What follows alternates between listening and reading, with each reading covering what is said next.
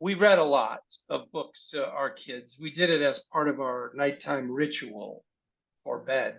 We'd read 3 or 4, 5 books, quite a few, every night and even every nap time.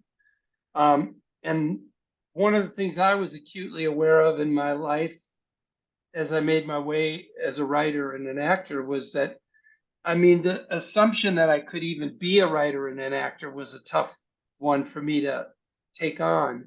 And I wanted my kids to feel that they could be creators and from a young age.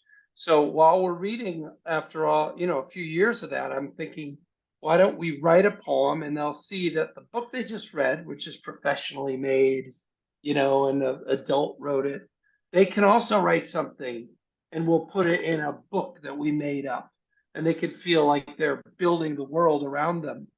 My son invented the word Zilot for blanket fort, and he did it without making an effort. He just started calling it a Zilot. We didn't know what he was talking about. Then he explained, like a fort with blankets, a Zilot. I don't know where he got it. But I would say, be careful, don't get rambunctious or you'll compromise the integrity of the Zillet. And then I would say, you'll knock it over.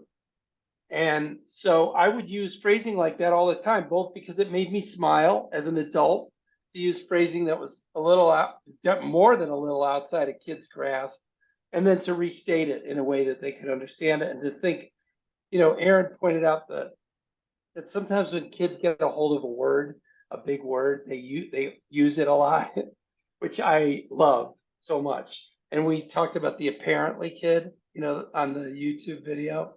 It's a great example. Somebody said the word apparently around him and he grasped what it meant and he just couldn't stop using it, right? Working with him in this project, not under him, not as doing the same thing as him, but as the other half. He couldn't draw the things I drew and I couldn't have written the things he wrote.